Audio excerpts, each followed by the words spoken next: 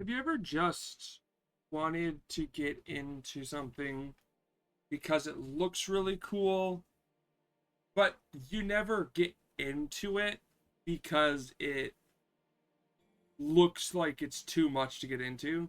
That's me in Doctor Who.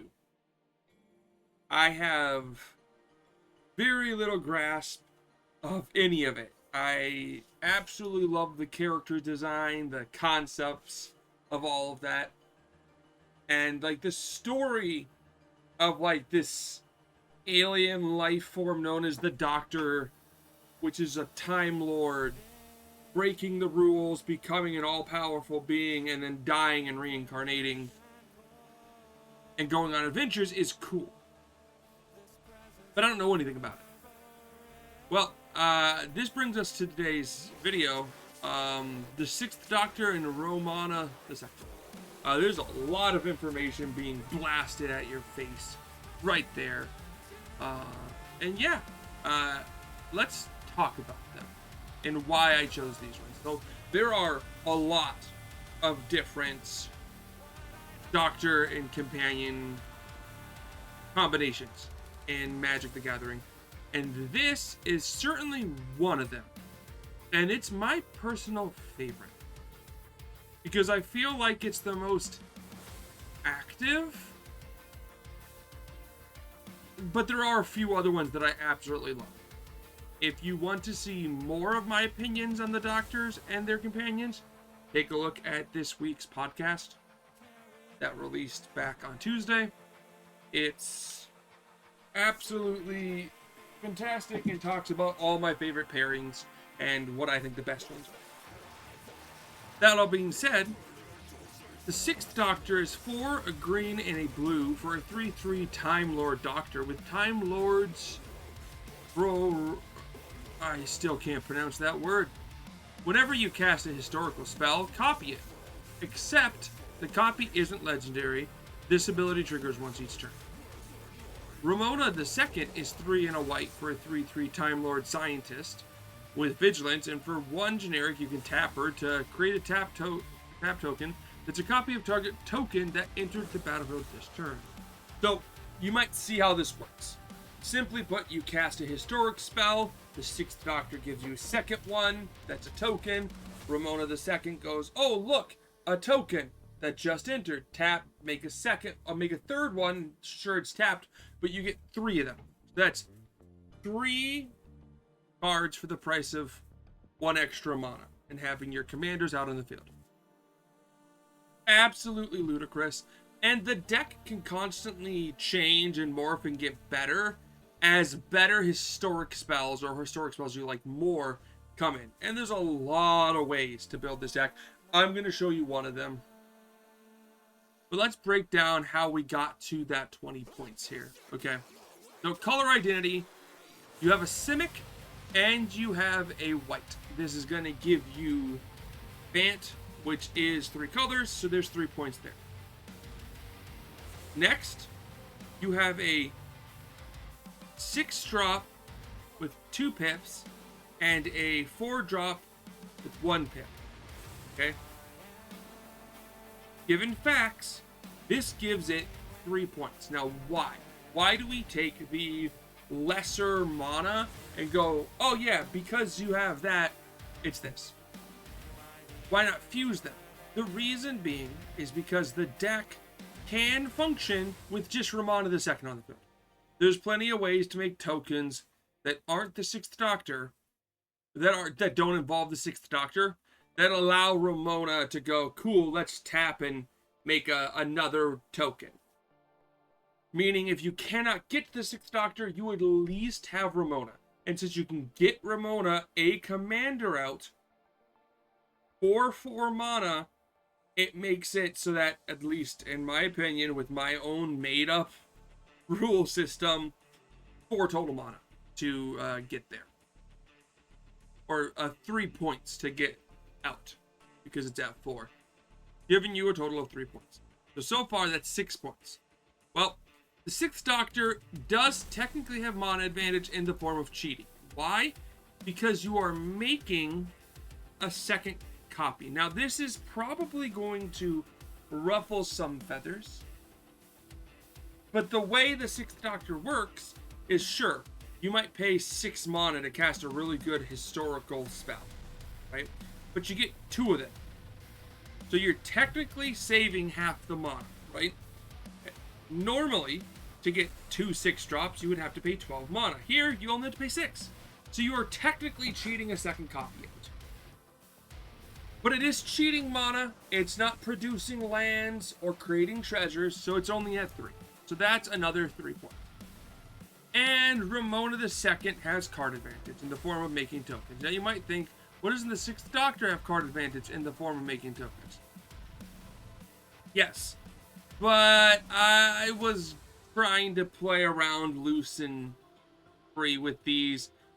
And I gave the 6th Doctor the mana, so I wasn't going to give him the card advantage. And I gave Romana the card advantage instead of the mana. But, like, Romana doesn't really cheat the cards out because she's, like, you need that secondary thing. You need the 6th Doctor or another card to make a token. So, she's not cheating mana. She's kind of cheating mana. Only kind of.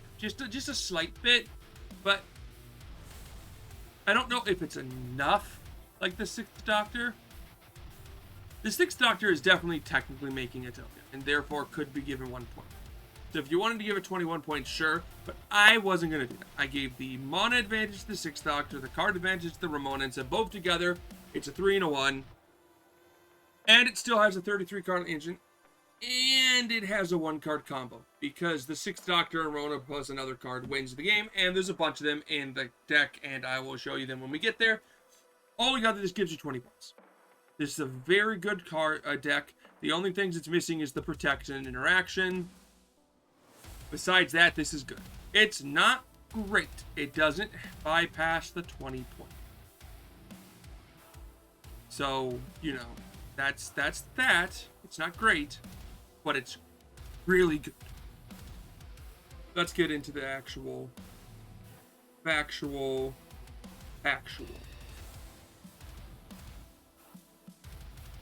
Welcome, the other 33. The other 33 is the meat and potatoes of the community. Just in case you can't read. Because I can't. I'm terrible at it. Theming. Clones. A real who's who. Who is the who? Which one is the who? Is the who? Or is who the who the who the who? So, you do not need to play this deck with clones. That is 100% unnecessary. It is, however, how I like the deck. So we'll talk about them. Storm of Saruman is 4 and 2 white. English. 4 and 2 blue for a enchantment with Ward 3, and whenever you cast your second spell each turn, copy it. Except the copy isn't legendary. This is clones, copies. It so if you cast a bone spell as your second spell, you'll be able to copy 2 things on the field. If you cast a creature spell as your second spell, you'll get a second creature, and it's non-legendary. So it works with your historic spells. It really just allows you to get more and more stuff going. And it works with any of these things, allowing you to double up even more. So Extravagant Replication is 4 and 2 blue for an enchantment that at the beginning of your upkeep, create a token that's a copy of another target non-land permanent you control. Which is fine. You have a lot of non-land permanents. You probably have 3 of them at least that are the same. Extravagant Replication just goes, hey, let's make more. Just being able to make a token every single turn is gross. And here's the thing. Even if you don't have something to cast to trigger the 6th Doctor, or you don't have the 6th Doctor on the field because they removed it, Extravagant Replication works with Romana. It says, yo, let's make a token. Hey, you can make a token. Court of Vantress is, that's the same thing with Storm Star. But Court of Vantress is 2 and 2 blue for an enchantment that when it enters you become the monarch, and at the beginning of your upkeep you choose up to 1 target enchantment or artifact. If you are the monarch, make a token copy of it. If you're not the monarch, you may have Court of Ventress become a copy of it, except it has this ability. Becoming the monarch is pretty decent. That gives you some card advantage, but honestly, being able to just make a copy every upkeep is, again, just very useful. City of Death is one of the few sagas in this deck. I'm not a huge fan of sagas unless the deck is focused around them, usually. Or it's a really good saga. And City of Death is 2 and a green for a 6-chapter saga. Chapter 1, you make a treasure token. And then chapters 2 through 6, you copy a token that's a copy of target non-saga token you control. Create a token that's a copy. Yeah. So the way this works is target non-saga token you control. So normally you're like, oh, you just make more treasures. Cool. But because your entire deck is around making tokens of really good cards, this just breaks it. This is just like, yeah, token of that, and a token of that, and a token of that, and a token of that. It's so good. Lithoform Engine is 4 generic for a legendary artifact that for 2 you can tap it to copy target activated or triggered ability you control, and you may choose new targets for the copy.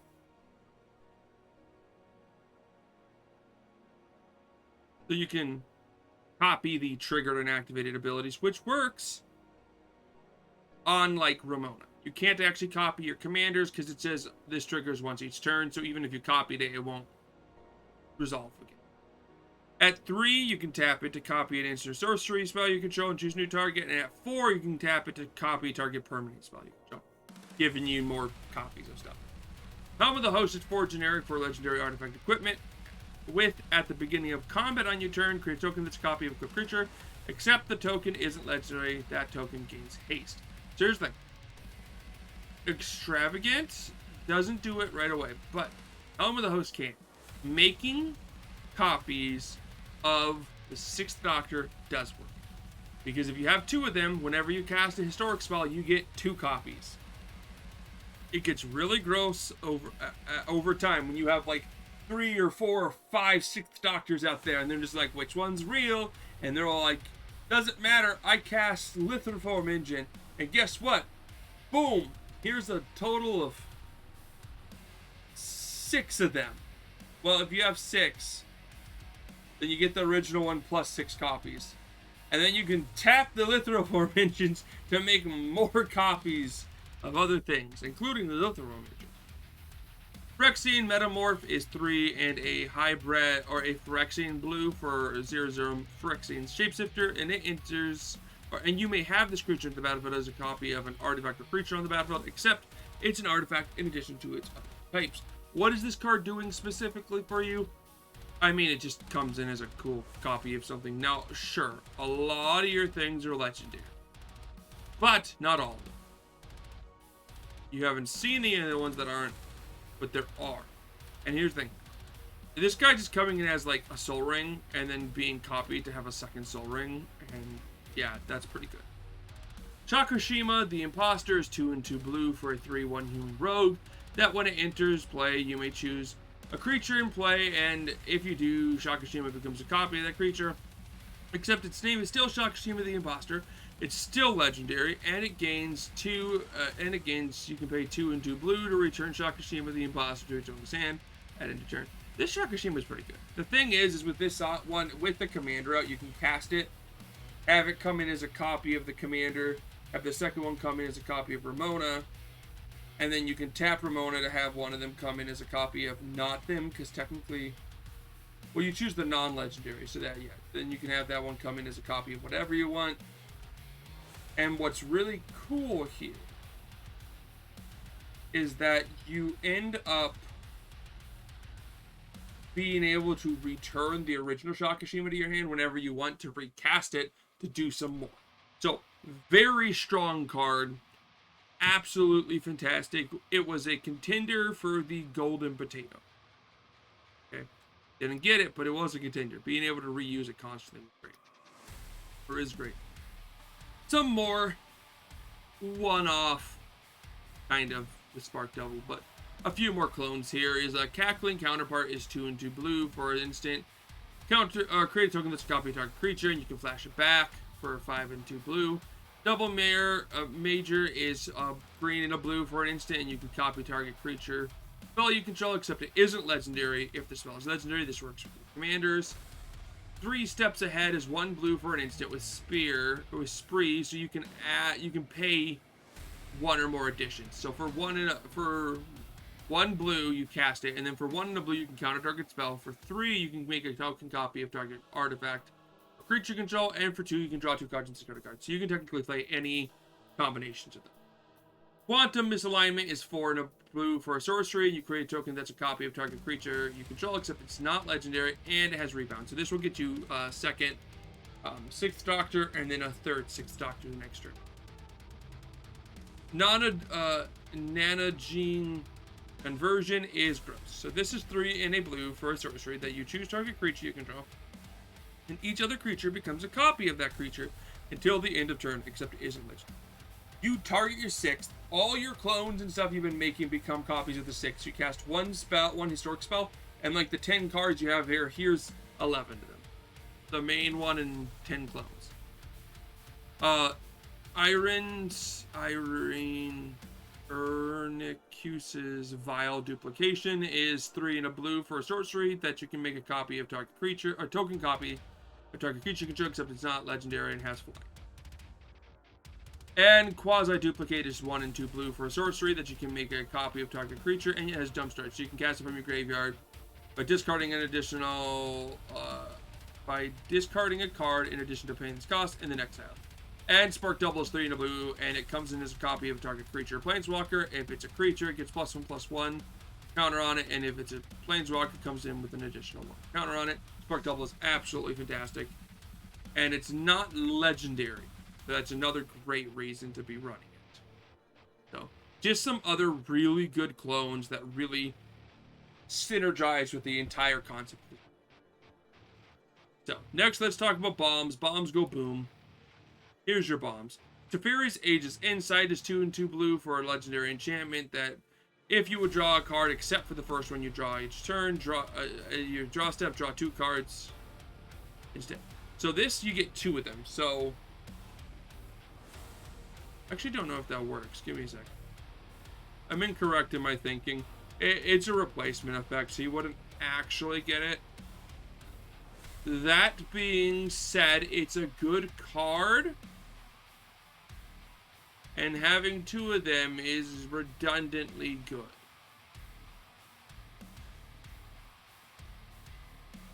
Ignore my misalignment of that card. I'm back, and I fixed it. Peregrine Took is 2 in a green. For 2/3 Halfling Citizen. If 1 or more tokens would be created under your control, those tokens plus an additional food token are created. Sacrifice 3 tokens, draw a card. So, this is a bomb because you get 3 of them, usually, if played right. A lot of these are bombs because you get 3 of them, okay? So if you get 3 Peregrine Tooks, the way this works is that if you would make a token, which you do whenever you cast a historic spell, or you tap your Romana, both commanders make tokens, the 3 Peregrine Tooks are going to be like, oh, cool, food. So you make 3 food off of him, and you can sack it to draw a card. And then, that's casting 1.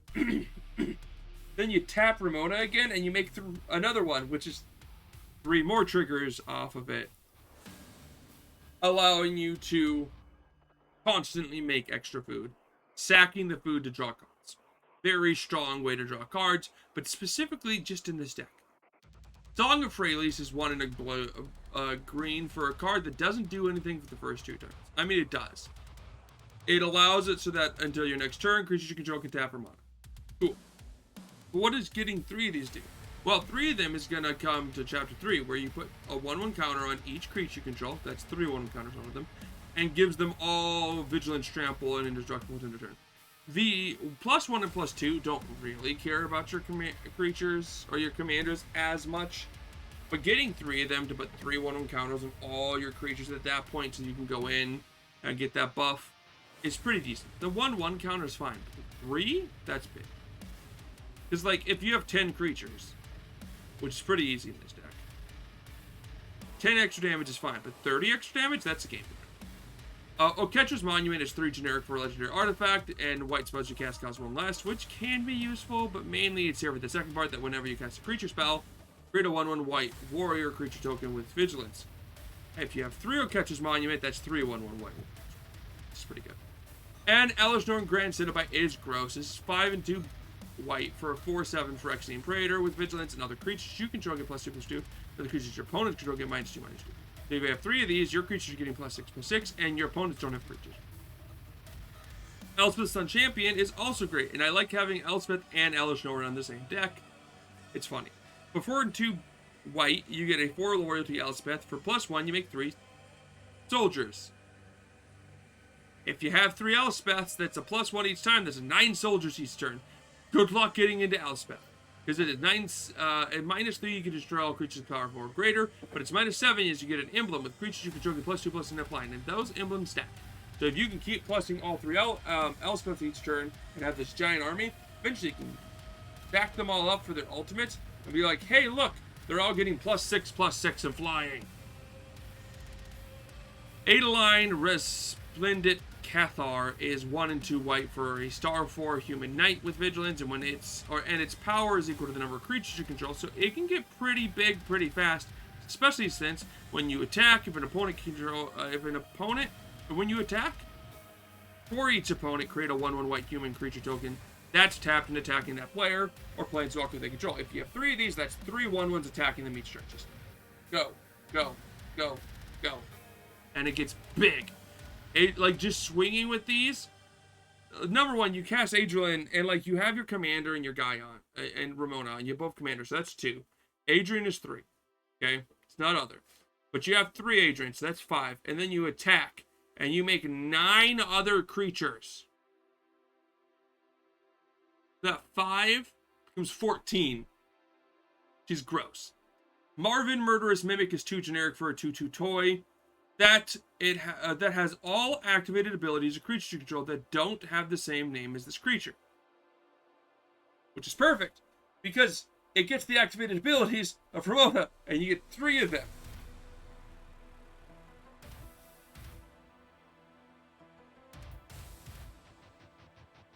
You can just tap them for Ramona's effect, getting even more tokens. And Illusionist's Bracers is 2 generic for an equipment that when an ability of equipped creature is activated, if it isn't a mono ability, copy that ability. You may choose new targets for the copy.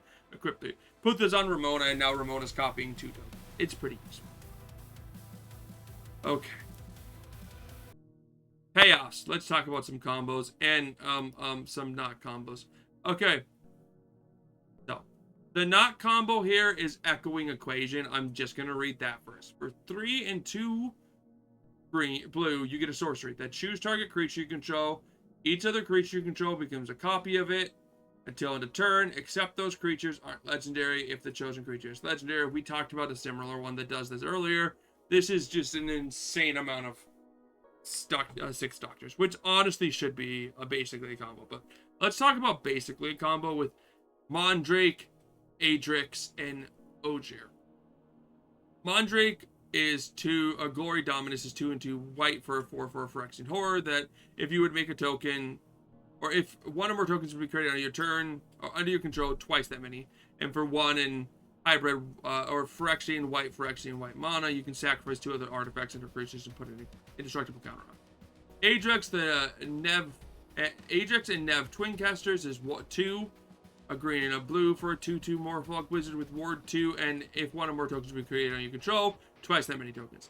And Ogier Talk Deepest Foundation is 4 and 2 white for a 6/6 legendary creature god with vigilance, and if 1 or more tokens would be created on your control, thrice creature tokens would be created on your control. 3 or more, 3 times that many are created instead, and if it would die, it comes back transformed under your control as a land, and then you can get that.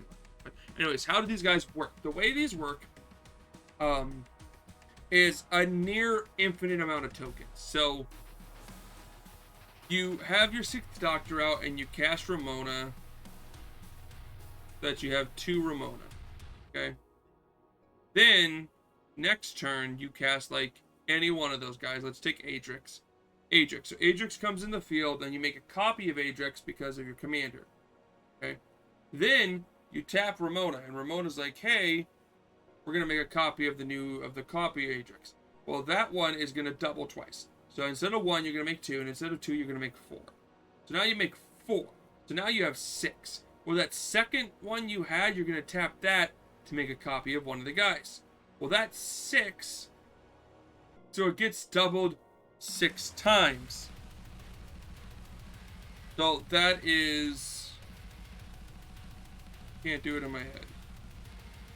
It is 1 times... it's... I think it's like 1 to the 6 power of 6, but it's 1...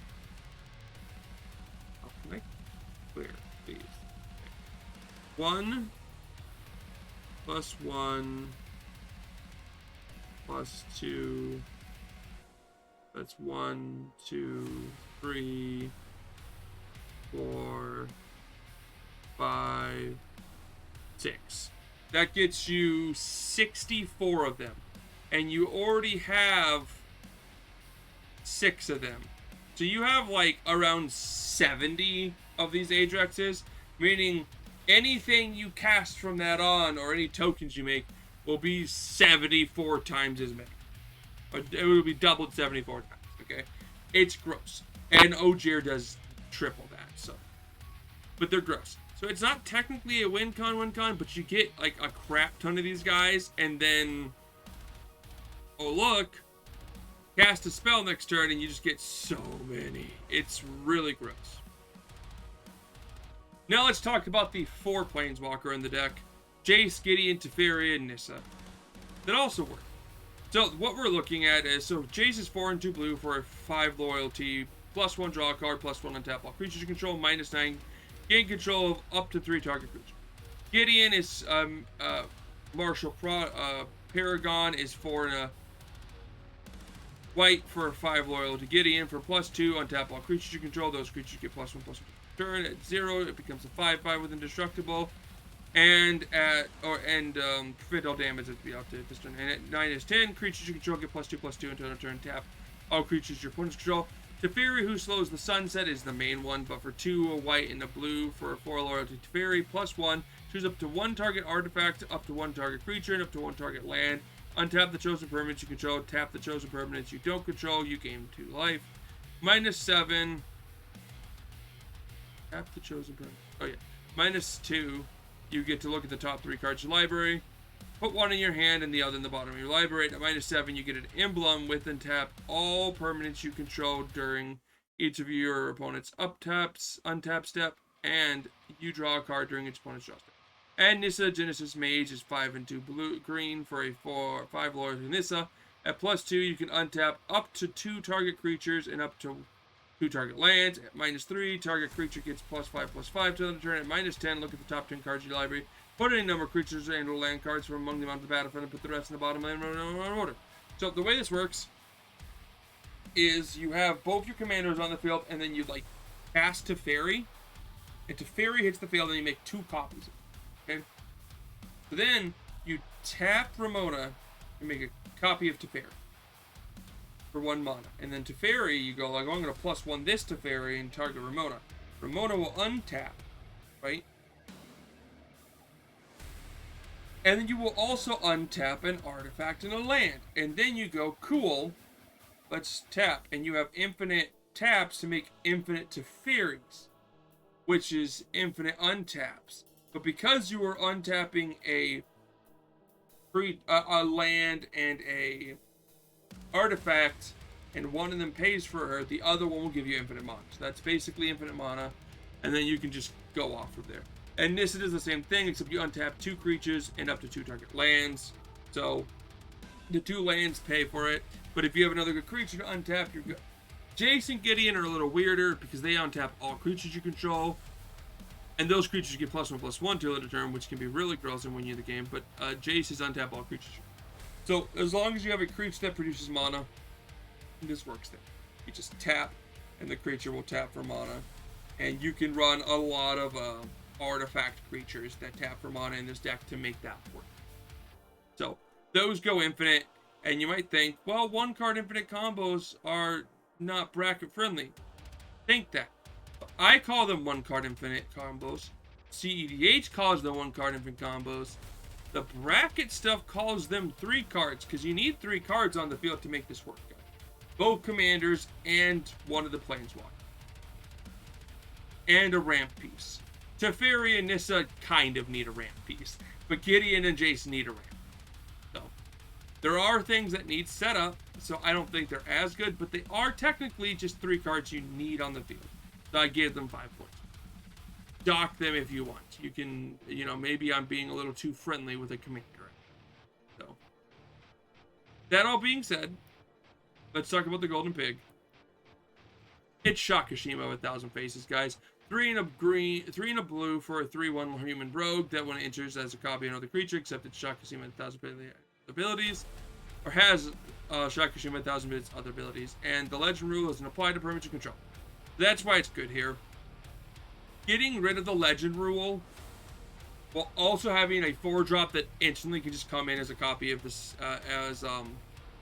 the 6th Doctor is great, because now all those other cards that kind of work to the 6th Doctor really work with the 6th Doctor. And that's fantastic.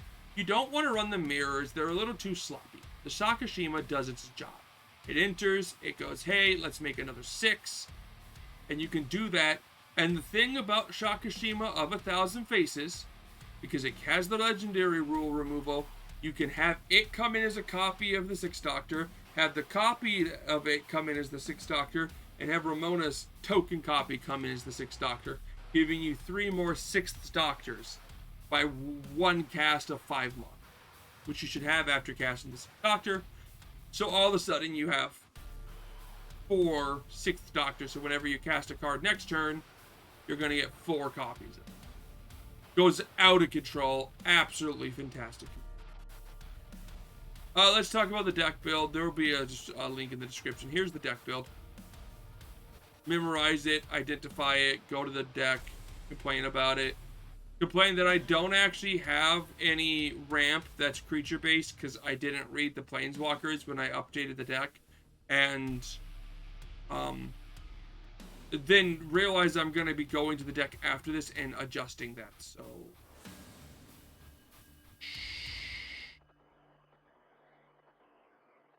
and let's get ranked. Who does lands? Where does it land? It's 20. So I fixed it so it'll look better, guys. So it's below Pantliza, but above Sentinel Worm. Does it deserve to be there? I think so. I think it does. It does what Sentinel Worm does, but better. But I don't think it's as good as Pantliza's cheating. Yeah. This last one's totally wrong. So we'll end it on this screen. So let me know what you think about him. Don't forget to like and subscribe. Peace.